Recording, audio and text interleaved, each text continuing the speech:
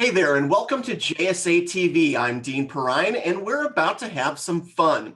Way back in the time of dinosaurs, Fred Flintstone had a foot-powered car. Back to the Future promised us a future with flying cars, and today, while we don't have flying cars just yet, we do have autonomous vehicles. And it seems we're finally creating some of the truly innovative technology that was once only dreamed about. Today, I welcome back my friend, Mr. Matthias Friedstrom. Matthias is Telecarrier's chief evangelist, and while he didn't create or invent autonomous vehicles, Matthias has a unique perspective and insight on how important backbone networks are to the application of new technologies across multiple industries like finance, manufacturing, gaming, cloud, among many, many others. So let's go ahead and get started. Matthias, welcome back to JSA TV. It's good to see you this morning. Yeah, thank you very much, Dean. You bet. So Matthias, I'm going to jump right in with the questions. Let's help our viewers connect some dots first. Migration to the cloud, content delivery, cloud gaming, enterprise collaboration, all of those kinds of applications. You know, what's really behind those applications and how those technologies ultimately operate? Yeah, no, I think that's a good question. And absolutely, a couple of years ago, like 5 more years ago, a lot of companies had their servers in their own basement, and half of their companies with IT engineers running those servers. And I think a lot of those companies felt, that's not the core business of what they do. And cloud is not a new thing really, but cloud then really came and replaced this. And companies can now put more or less all their applications and their content in the cloud and therefore focus on their core business. And I think the way that the public internet now connects all these clouds makes almost everything going towards the cloud. I think, the gamers and everything should be in the cloud because it's a much better way of running your operations. You don't need to think about that. Someone else will do that for you.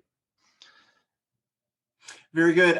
So let's talk about how efficiency and the true kind of robustness of the network, especially when we're talking about optimizing networks for things like zero downtime and ultra low latency, things like that. It can be a real headache for IT teams, as you know. But regardless of the industry they're in, why don't you talk a little bit about how Telia's backbone network can be leveraged to solve for these extreme network demands?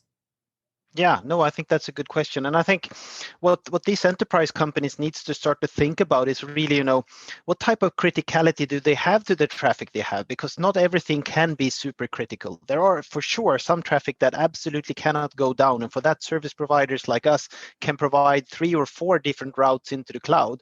But there are other parts of your network where you don't need this super low latency or criticality. And for that there are many better solutions and cheaper solutions like the public internet to connect these ones. So I think what's important for data centers these days to think about, the criticality of the traffic.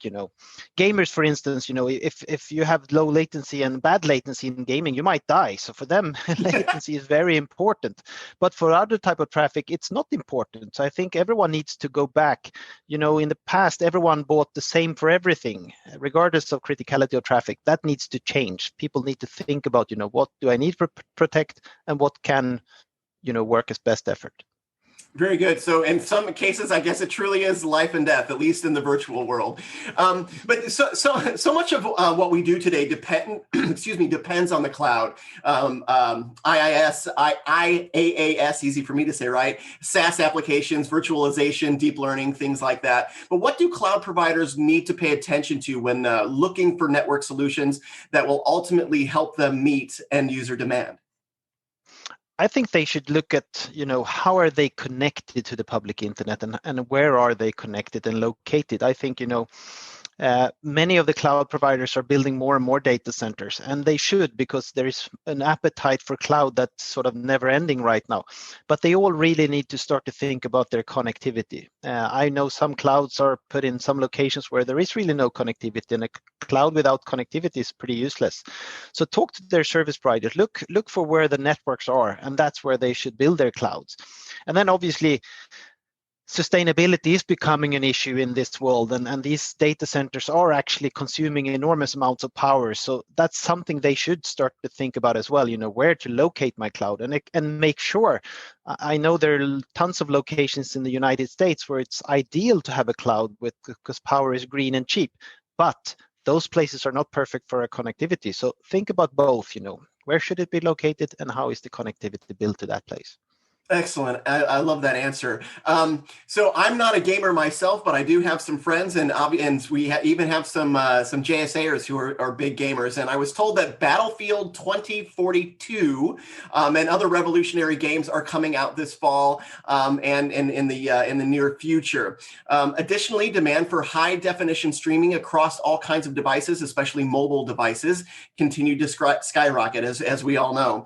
But how do you see the content delivery sectors, networks, their needs evolving to meet future bandwidth and latency demands? Yeah, no, that's a very interesting question. And these networks are extremely important. We've decided on our side not to build one because we want to support the ones out there. And we felt, let's make sure they're super well connected and so on. But I think the most key thing for these CDNs around the world is to figure out, how do they get closer to the end users? There's something called the edge. The edge is where every network is ending. And that one is creeping out closer and closer to end users. And especially in the gaming world, and you want this ultra low latency in every game, they need to start to think about, where is my data stored? In the past, you could have one big data center in Europe and one in US, and that could support the entire continent. Today, you need to store content very, very local. And I think that's the most important thing for these guys to think about, do they need to be in 15 places in every state in US instead of one place? That type of stuff, the edge is going to be very, very important, and where they locate their data is going to be critical to their success. Excellent. Thank you, Matthias. Final question. On your website, these words stand out. The model only works when the network is so seamless, it's invisible. So why don't you tell us a little bit about what this phrase means to you and how it informs the wide portfolio of internet, cloud, networking, and voice and mobile data services that you all offer? Yeah, no, you're right. In some way, we don't want to be seen really, because the network should be seamless. It should just be there, People shouldn't think about who they connect and where they are. They should just connect and it should work. That's the way we want to operate. We want to be in the background. We want our customers to be able to upgrade or downgrade or change whatever they need. But we don't want them really to think about the quality and everything. In some way, we don't even want to talk to them. Our dream is that it's just working. Customers are just consuming our services and everyone is happy. The less discussed it is about the network performance, the better it is for us, because then it obviously works. So in some way, we don't want people to say hooray when it works, but at the same time, that's a good sign because then it typically works when no one talks about it.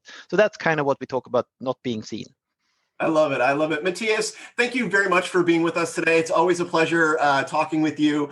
Again, thank you for your time this morning. Yeah, thank you very much. You bet. You bet. And by the way, if you missed my first chat with Matthias about internet connectivity, I encourage you to grab the link in this video description and tune into that one.